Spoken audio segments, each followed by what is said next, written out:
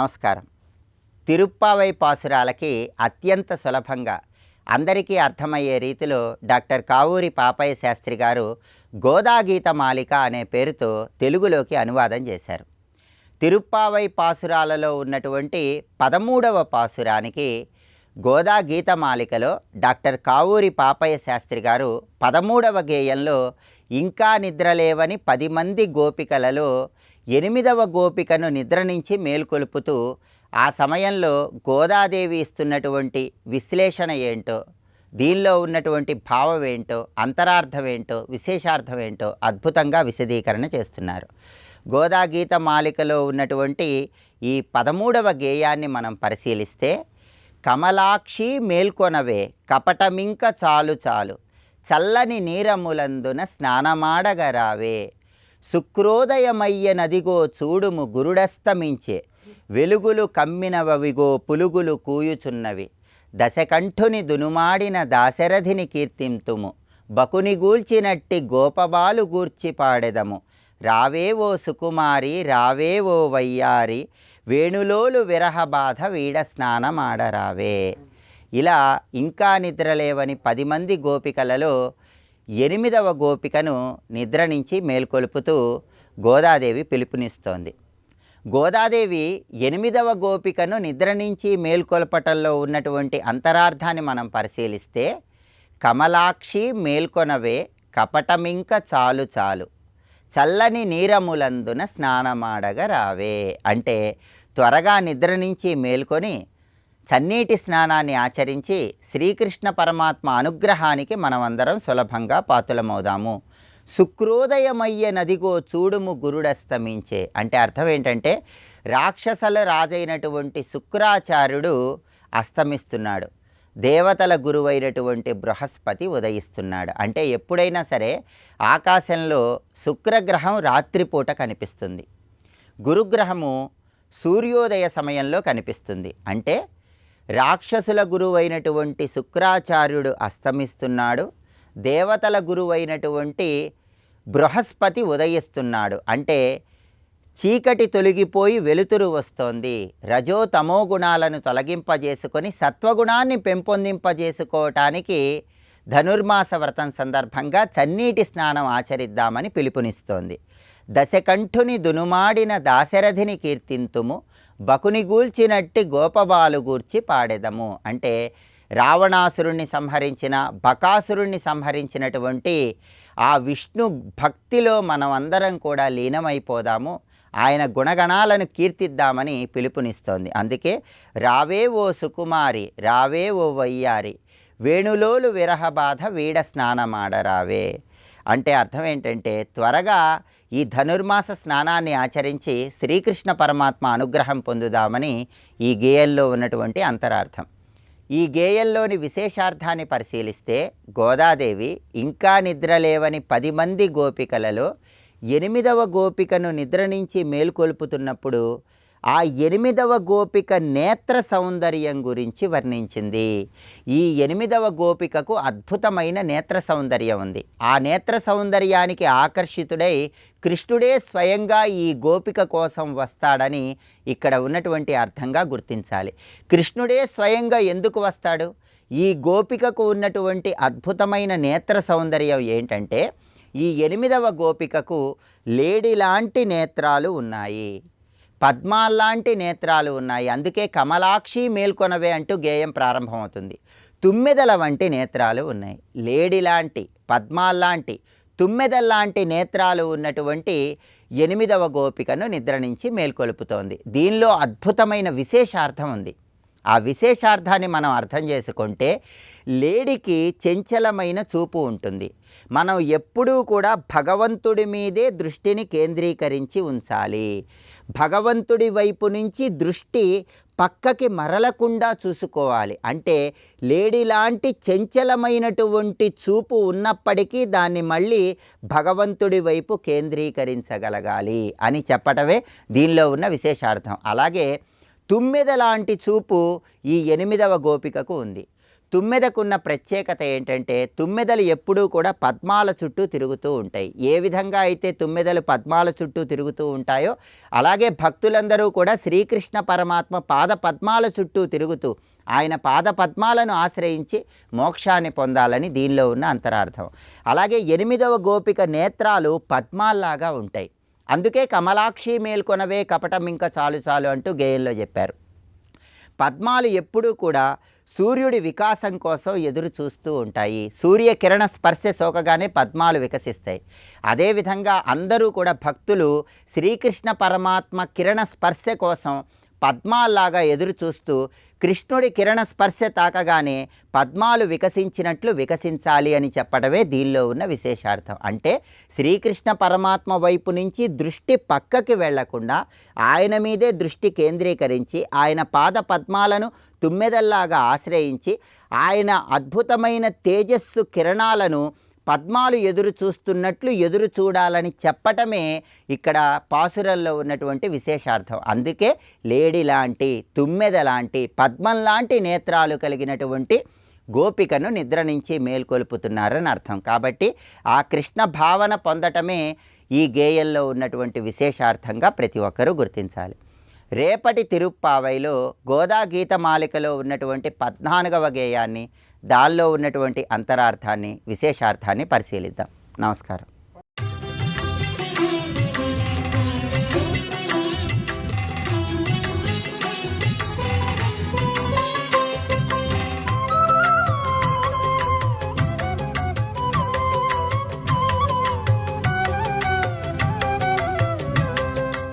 కొందరికి ఆదివారం ఏ నివేదన చేయాలి, దీపం ఆవు నెత్తితో పెడితే మంచిదా, నువ్వుల నెత్తితో పెడితే మంచిదా, కొబ్బరి నూనెతో పెడితే మంచిదా, లేదా అష్టాంగ తైలంతో పెట్టాలా, వీటితోనే ఆగిపోతే ఇంకెక్కడా.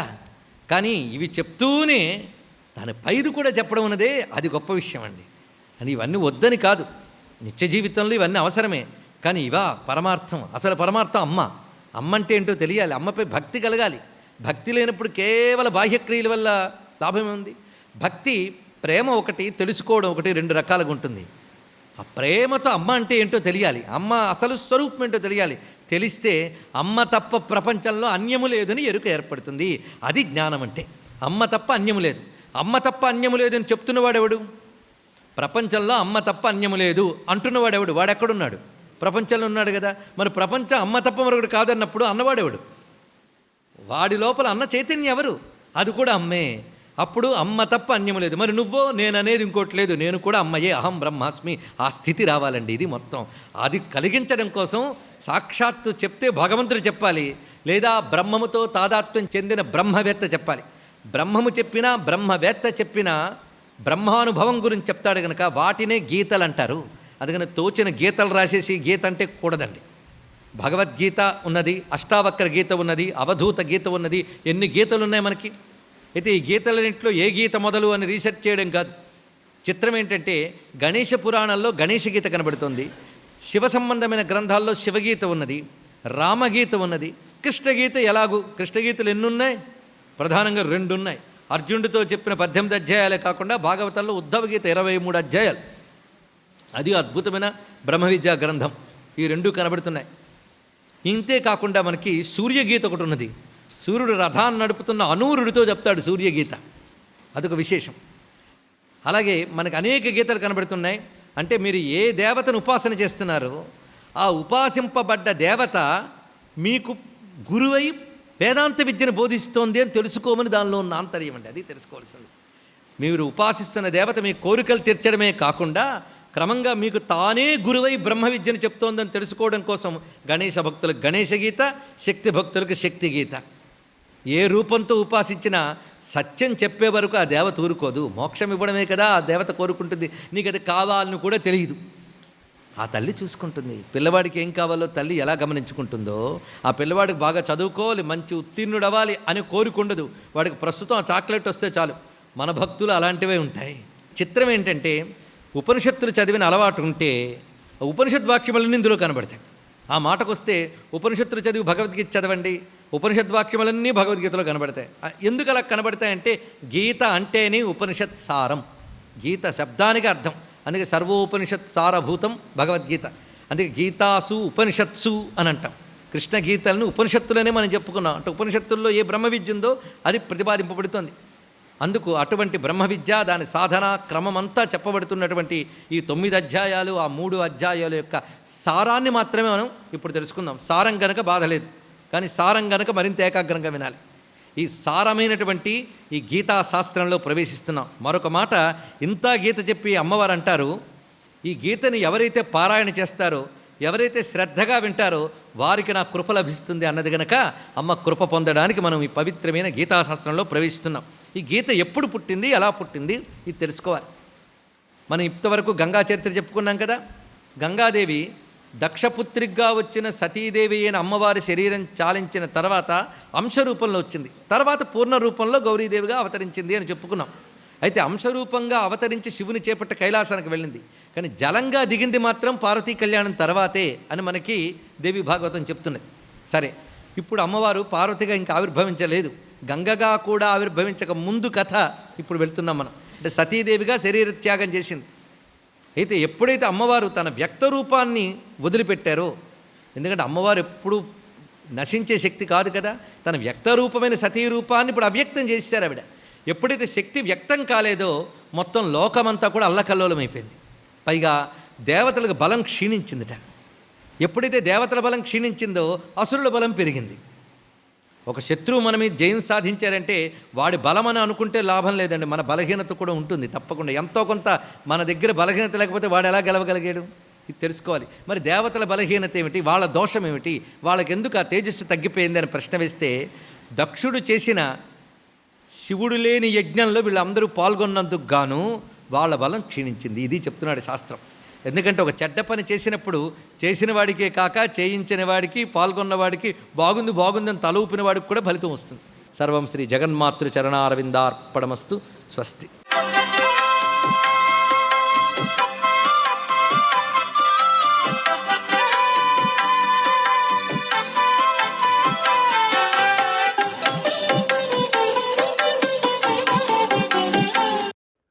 ఓం నమో నారాయణాయ, ఓం నమ శివాయ, శ్రీమాత్రే నమ. ఆదివారం నాడు సకల ముక్కోటి దేవతా స్వరూపిణి అయినటువంటి గోమాతకు గోధుమలు బెల్లం కలిపి ఆహారంగా తినిపించిన తదుపరి ఓం సురభ్యే నమః అంటూ గోవు చుట్టూతా కూడా 3 ప్రదక్షిణాలు ఆచరించి ఆ గోవు యొక్క తోకకు పసుపు కుంకుమ రాసి పుష్టభాగం వద్ద లక్ష్మీ కటాక్షం కోసం గనక లక్ష్మీ అష్టోత్తర నామావళి చేస్తూ గనక పూజ చేసినట్టయితే మీకు ఉన్నటువంటి సకల దోషాలు కూడాను పటాపంచలైపోతాయి. అంతేకాకుండా లక్ష్మీదేవి యొక్క దివ్యవంతమైన అనుగ్రహ స్వభావం మీ ఇంటిల్లిపాదికి చాలా సుఖాన్ని ప్రసాదింపజేస్తుంది ఆ చక్కని తల్లి. ఆదివారం నాడు ఈ విధంగా గోసేవ చేయటం చాలా విశిష్టవంతమైన ప్రభావానికి నిదర్శనం. అంతేకాకుండా ఒక రాగి చెంబులో ఆవు నెయ్యి పోసి వేద బ్రాహ్మణునికి కనుక ఈ పుష్యమాసంలో కనుక దానంగా కనుక ఇచ్చినట్లయితే ఆదివారం నాడు సూర్య భగవానికి సంబంధించి మనకు ఉన్నటువంటి రవి దోషాలన్నీ కూడా తొలగిపోతాయి. అంతేకాకుండా కంటికి హృదయానికి సంబంధించినంత వరకు ఎటువంటి రుగ్మతలు లేకుండా జీవితాన్ని సంపూర్ణంగా అనుభవించడానికి ఆస్కారం ఉంటుంది. అంటే ఎటువంటి దుఃఖాలు లేకుండా ఆరోగ్యప్రదమైనటువంటి జీవన విధానాన్ని కొనసాగించడానికి ఇది చాలా చక్కటి సూత్ర ప్రాతిపదికగా మనకు శాస్త్రాలు తెలియజేస్తున్నాయి. మీరు ఎప్పుడైనా సరే ఆదివారం నాడు సూర్య దేవాలయానికి వెళ్ళినప్పుడు అక్కడ ఎరుపు రంగు పుష్పాలు, అర్క పుష్పం, అర్కము అంటే తెల్ల జిల్లేడు, తెల్ల జిల్లేడు పుష్పాల్ని, ఎరుపు రంగు పుష్పాల్ని ఆ స్వామివారికి సమర్పించండి, సూర్య భగవానికి. అలా సమర్పించేటప్పుడు ఓం సవిత్రే నమః అని మంత్రాన్ని మనసులో చదువుకోండి. ఇలా కనుక చేసినట్లయితే మీకు రవిగ్రహరీత్యా సంబంధించిన పెక్కు దోషాలన్నీ కూడా తొలగిపోయి ఆరోగ్యప్రదమైనటువంటి జీవన విధానంతో పాటు కీర్తి ప్రతిష్టలతో కూడినటువంటి వివిధ రకాలైన కోరికలు కూడాను మీకు నెరవేరటానికి ఆస్కారం ఎక్కువగా ఉంటుంది. సర్వే జనా సుఖినో భవంతు.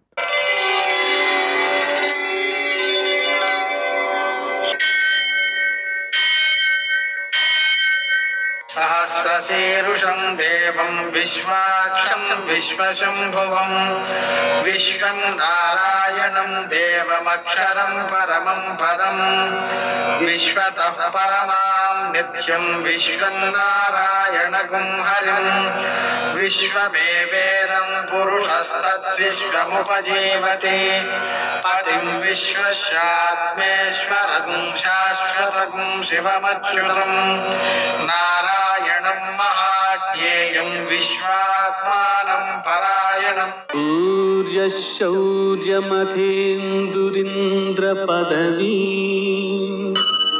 सन्मङ्गलं मङ्गलम् यः कर्ता जगतां भर्ता संहर्ता महसां निधिः ప్రణమామి తమాదిత్యం బహిరంతస్తమోపహం. నేటి కాలమాన విశేషాలను గమనిద్దాం. స్వస్తి శ్రీ చాంద్రమాన విశ్వావసనామ సంవత్సరం ఉత్తరాయణం, కొన్ని పంచాంగాల్లో దక్షిణాయనం, హేమంత ఋతువు, పుష్యమాసం, శుక్లపక్షం, ఆదివారం. సూర్యోదయం 6:48 సూర్యాస్తమయం 5:46. తిథి అష్టమి మధ్యాహ్నం 11:55 వరకు. నక్షత్రం ఉత్తరాభాద్ర ఉదయం 8:40 వరకు. వర్జం రాత్రి 8:09 నుంచి 9:41 వరకు. దుర్ముహూర్తం సాయంకాలం 4:18 నుంచి 5:02 వరకు. అమృతకాలం తెల్లవారుజామున 5:21 ప్రారంభమై మరుసటి రోజు ఉదయం 6:53 పూర్తవుతుంది. రాహుకాలం ఆదివారం కాబట్టి సాయంకాలం 4:30 నుంచి 6 గంటల వరకు.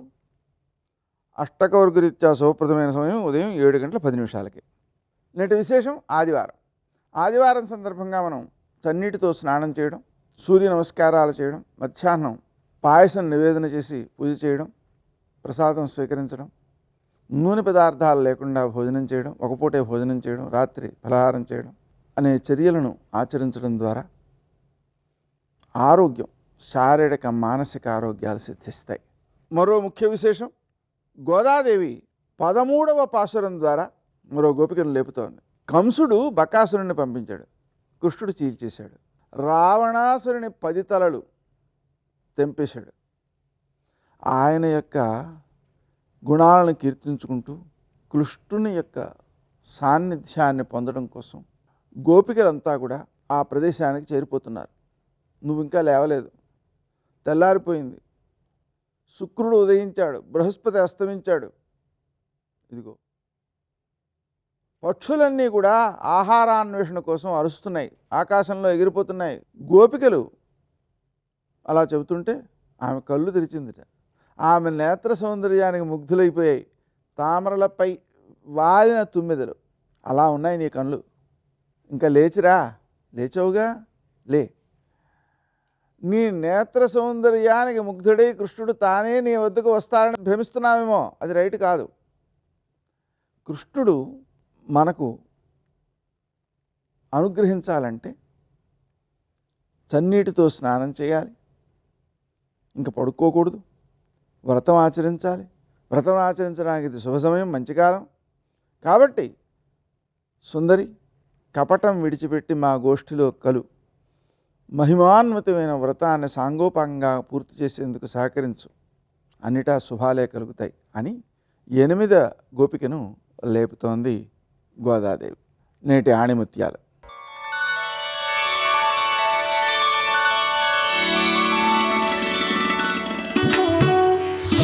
భక్తికి యోగ్యత అవసరం లేదు, మనసు ఉంటే చాలు.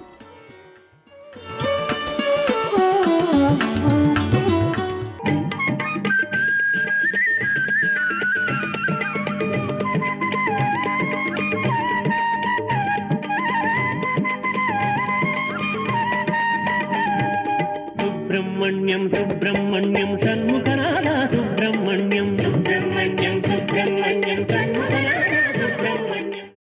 అరుణాచలం సుబ్రహ్మణ్య క్షేత్రం అని ఓ పేరుంది. కారణం ఏమిటో తెలుసా? అగ్నిస్వరూపంగా ఉండేవాడు సుబ్రహ్మణ్యుడు, జ్ఞానాగ్నిగా ఉండేవాడు పరమశివుడు. అందుకే అగ్ని జ్యోతి వెలుగుతుంటుంది. కార్తీక పౌర్ణమి నాడు అంత పెద్ద జ్యోతి వెలిగిస్తూ ఉంటారు. అరుణాచలం సుబ్రహ్మణ్య క్షేత్రము అని ఒక ప్రతీతి. కాబట్టి అంత గొప్ప క్షేత్రమైనటువంటి అరుణాచలంలో అగ్ని దర్శనం, పూజలో జ్యోతిస్వరూపమే సుబ్రహ్మణ్య దర్శనం. అందుకని ఇక వేరుంచరు. కానీ తృప్తి తీరని వాళ్ళు కొంతమంది ఉంటారు.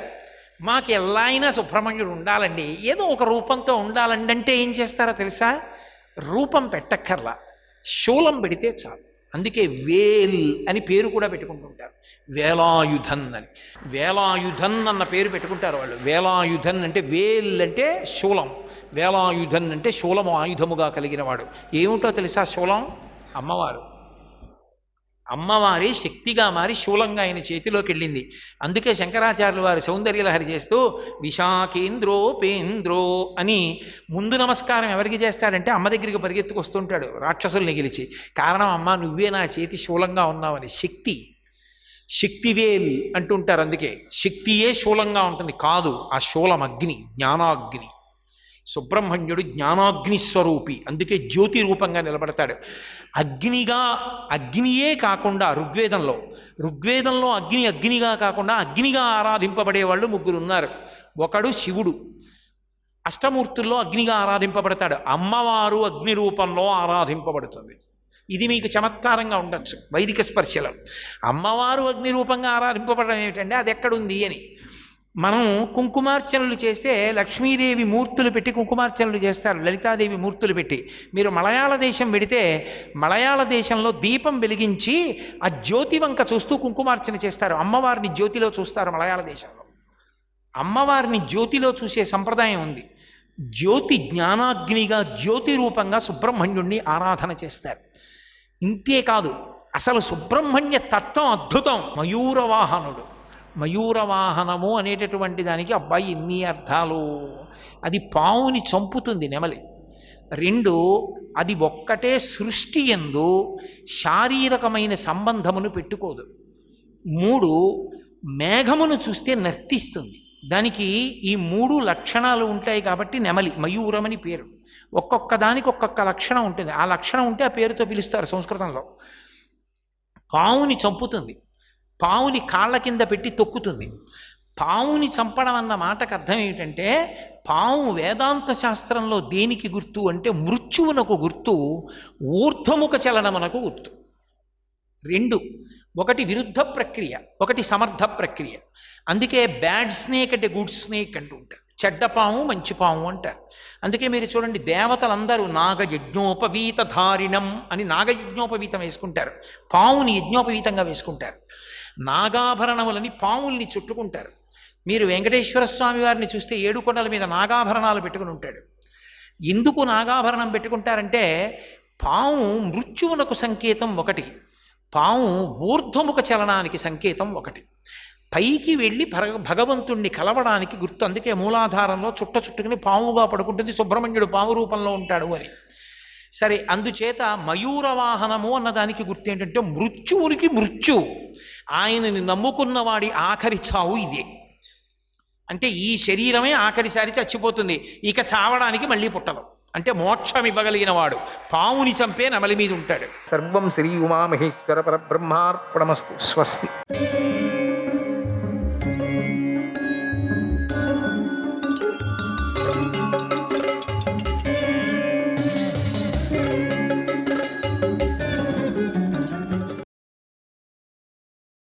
ఈ భౌమ నరకంలో పడగానే లెక్కలేనన్ని సంవత్సరాలు వ్యర్థంగా గడిచిపోతూ ఉంటాయి. సంవత్సరాలంటే జీవం పుట్టక చావటం అనేటువంటిది కూడా. జీవి మాత్రం ఈ కాలాన్ని గుర్తించడు. ఎందరో జీవులు స్వర్గంలో 60,000 సంవత్సరాలు ఉంటారు, మరికొందరు 80,000 సంవత్సరాలు ఉంటారు.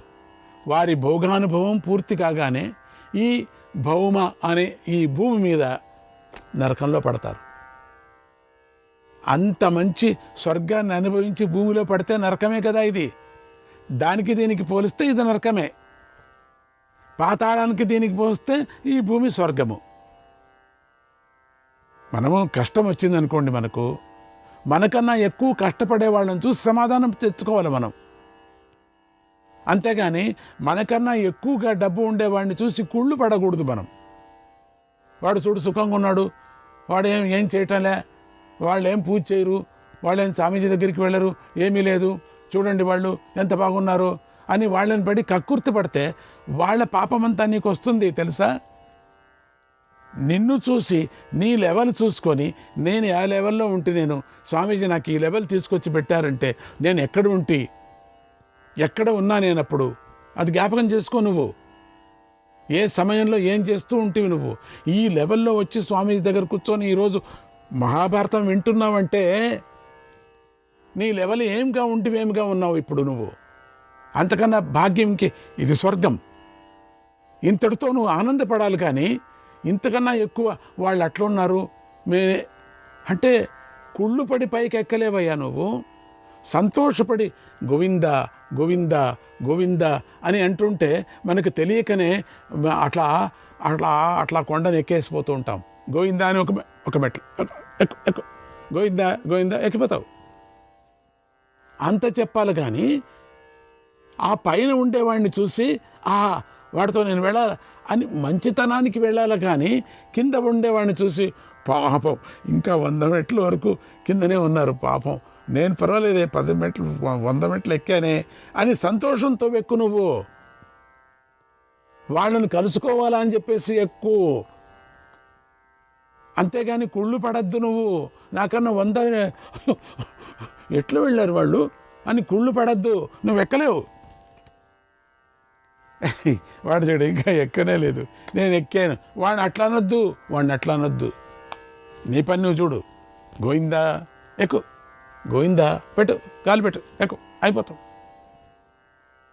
ముసలోళ్ళంతా ఎక్కుతున్నారు, 100 సంవత్సరాలు వాళ్ళందరూ ఎక్కారు. మనోధైర్యం. అందుకని ఆ సమయంలో పెద్ద పెద్ద కోరలు గల భయంకరమైనటువంటి రాక్షసులు బాధిస్తారు. అంటే ఈ నరకంలో ఆ సమయంలో నేను చేసేటువంటి పాపాలకి అన్నాడు అష్టకుడు. మహారాజా, ఆ రాక్షసులు పాపం వల్ల ఆకాశం నుండి క్రింద పడుతున్న ఏ జీవులను బాధిస్తారు, భూమిపై పడిన తరువాత ఆ జీవులు ఎలా బ్రతుకుతారు, ఎలాంటి ఇంద్రియాలతో ఉంటారు. ఎంతోమంది పడ్డారు కింద, ఏ యాతి ఒకడే కాదు, కొన్ని కోట్ల మంది కింద పడిపోయారు. ఎంత అదృష్టవంతుడో అంటాం. పడిన వాళ్ళందరూ కూడా, ఒకప్పుడు పడిన వాళ్ళందరూ కూడా ఎలాంటి గర్భంలోకి ప్రవేశిస్తారు అని అడిగాడు. ఎంత రహస్యమైనటువంటి మాట ఇది. అష్టక, అంతరిక్షం నుండి పడే జీవి నీటి రూపంలో పడతాడు.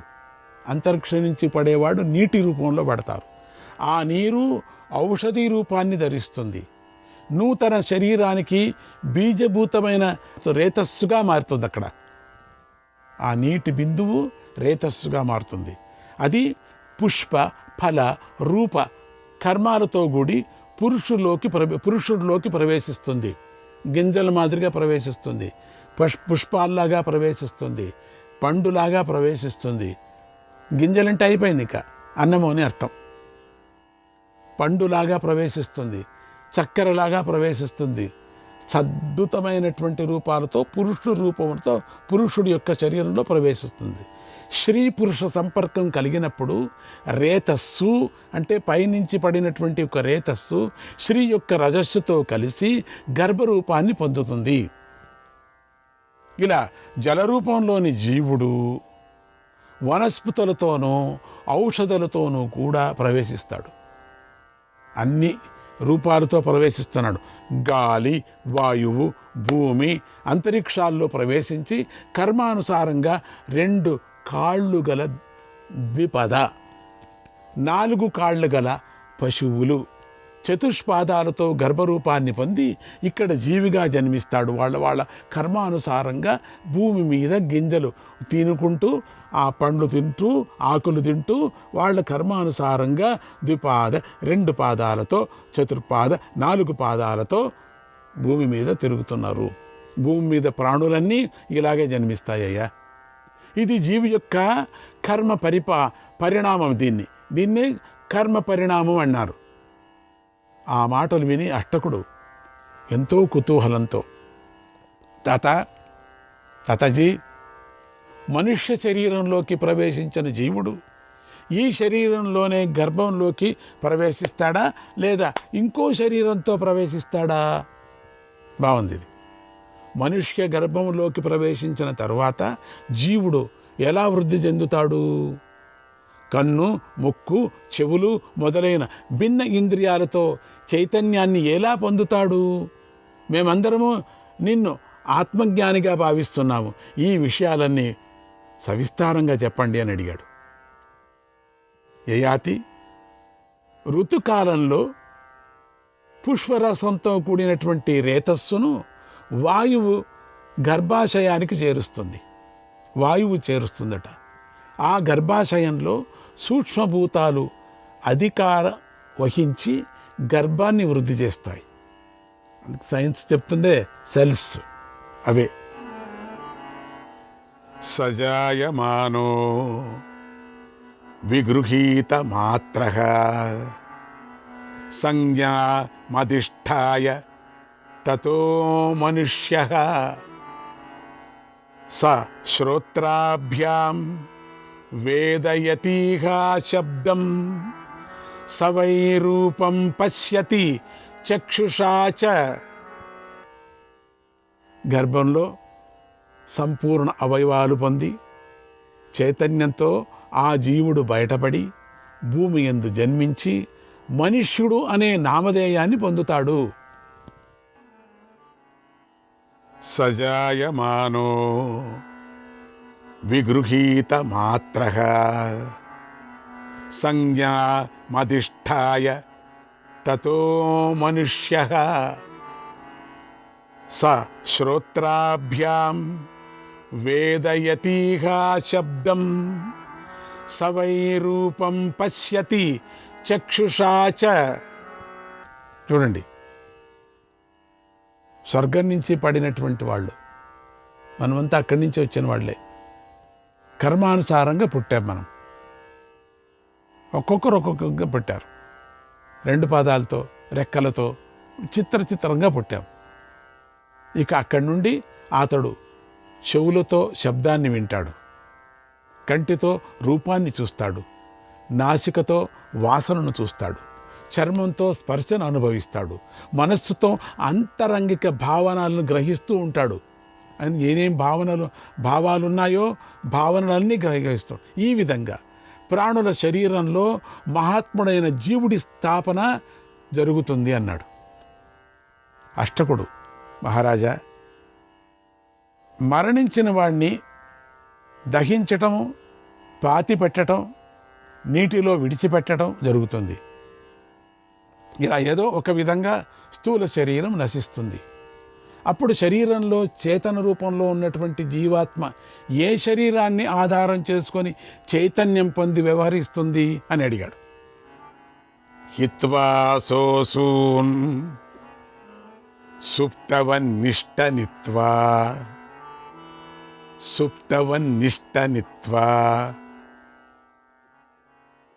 పురోధాయ సుకృతం దుష్కృతం వా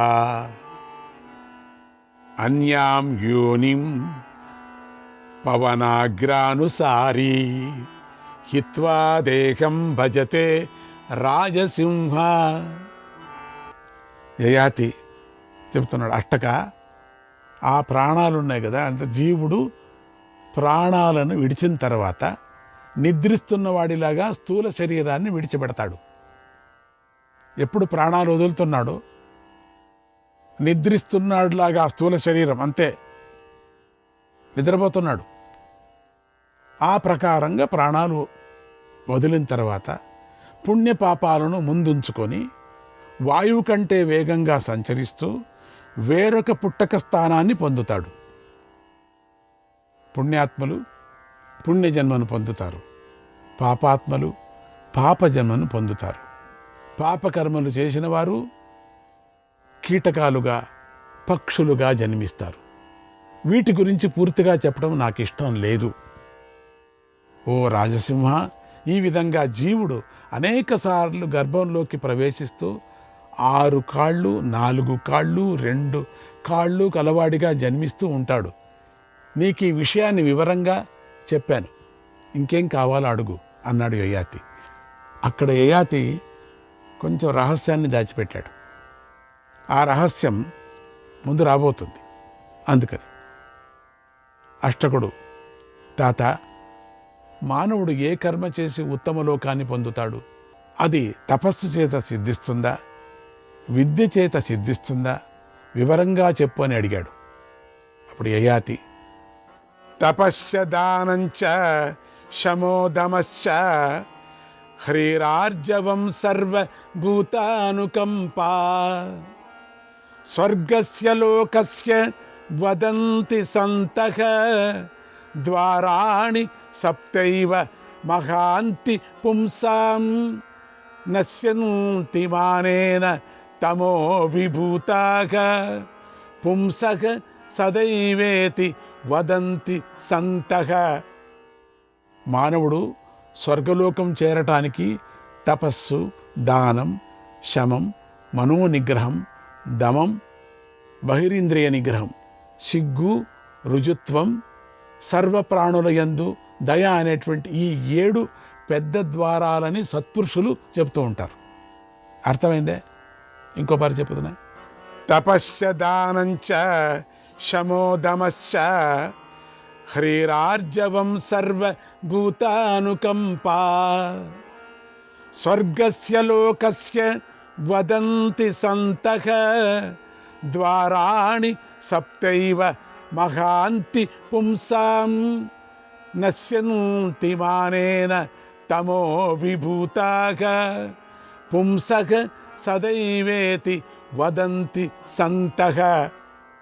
మానవుడు స్వర్గలోకం చేరటానికి తపస్సు, దానం, శమం అంటే మనోనిగ్రహం, అంటే దమం, బహిరింద్రియ నిగ్రహం, ఇవి సిగ్గు, రుజుత్వం, సర్వప్రాణుల యందు దయ అనేటువంటి ఈ 7 పెద్ద ద్వారాలని సత్పురుషులు చెబుతున్నారు.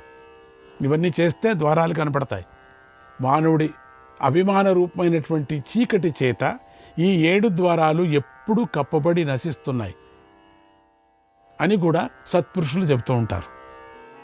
అదీయానః పండితం మన్యమానః యో విద్యయాగంతి యశః పరేషాం తస్యాంతవంతశ్చ భవంతి లోకాః నచాస్య తద్బ్రహ్మ ఫలం దదాతి. వేదాధ్యయనం చేస్తూ అందరికన్నా తానే గొప్ప పండితుడని భావించేవాడికి, తన విద్యతో ఇతరుల కీర్తిని నాశనం చేసేవాడికి పుణ్యలోకాలు నాశనమైపోతాయి. అతడు చదివిన వేదం కూడా అతడికి ఫలాన్ని ఇవ్వదు. అగ్నిహోత్రము, మౌనము, ఆధ్యాయనం, యజ్ఞం అనేటువంటి ఈ 4 కర్మలు అభిమానాన్ని కలిగిస్తాయి. అభిమానంతో పాటు అభయాన్ని కూడా కలిగిస్తాయి. కానీ అవే సక్రమంగాను శ్రద్ధగాను యథావిధిగాను చేయలేకపోతే మానవుడికి భయాన్ని కలిగిస్తాయి. అభిమానంతో ఈ 4 కర్మలు చేస్తే అవి అభయాన్ని కలిగిస్తాయి. సక్రమమైనటువంటి కర్మలు 4 కూడా చేయకపోతే భయాన్ని కలిగిస్తాయి. మనకు దాపరించినటువంటి సత్కర్మను ఎప్పుడు మనం చేయాలనే దీన్ని మనకు ఈ నీతి చెప్తుంది. నమానమాన్యో ముదమాదీత న సంతాపం ప్రాప్న యాచ్ఛావమానాత్ సంతస్సతః పూజ యంతీహ లోకే నా సాధవః సాధు బుద్ధిం లభంతే. నమానమాన్యో ముదమాదీత న సంతాపం ప్రాప్న యాచ్ఛావమానాత్ సంతస్సతః పూజ యంతీహ లోకే నా సాధవః సాధు బుద్ధిం లభంతే. విద్వాంసుడైన పురుషుడు తనకు సన్మానం జరిగినప్పుడు ఎక్కువగా ఆనందించడు, అవమానించబడినప్పుడు కూడా సంతాపాన్ని పొందడు. ఈ లోకంలో సత్పురుషులను ఆదరిస్తారు, గౌరవిస్తారు, పూజిస్తారు. దుష్టబుద్ధులు మాత్రం సాధుబుద్ధిని పొందలేరు వాళ్ళు. ఇతి దద్యామితి యజ ఇత్యధీయగితి వ్రతం ఇత్యేతాని భయాన్యాహుః తాని వర్జ్యాని సర్వశః. నేను ఇలా దానం చేస్తాను, నేను ఇలా యజ్ఞం చేస్తాను, నేను ఇలా అధ్యయనం చేస్తాను, ఇది నా వ్రతమని అహంకారంతో చేసిన ఈ కర్మలు భయాన్ని కలిగిస్తాయి. ఇతి దద్యామితి యజ ఇత్యధీయగితి వ్రతం ఇత్యేతాని భయాన్యాహుః తాని వర్జ్యాని సర్వశః.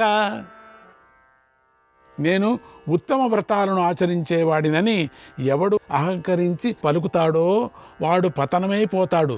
కనుక అహంకారాన్ని విడిచిపెట్టాలి. ఏ చాశ్రయం వేద యంతే పురాణం మనీషిణో మానస మార్గరుద్ధం తద్వక శ్రేయస్తేన సంయోగమేత్య పరాం శాంతిం ప్రాప్నుయుః ప్రేత్యచేహ. ఏ చాశ్రయం వేద యంతే పురాణం మనీషిణో మానస మార్గరుద్ధం తద్వక శ్రేయస్తేన సంయోగమేత్య పరాం శాంతిం ప్రాప్నుయుః ప్రేత్యచేహ. అందరికీ ఆశ్రమమైనది అంటే పురాతనమైనది, మనోగతిని నిరోధించేది, విద్వాంసులు చెప్పేది పరబ్రహ్మము. ఆ పరబ్రహ్మము మీకు శ్రేయస్సును కలిగిస్తుంది. అటువంటి పరబ్రహ్మాన్ని తెలుసుకున్న విద్వాంసులు పరబ్రహ్మ ఐక్యం చెంది ఇహపరలోకాలలో పరమశాంతిని పొందుతారు. ఓం శ్రీకృష్ణాయ పరమాత్మనే నమః.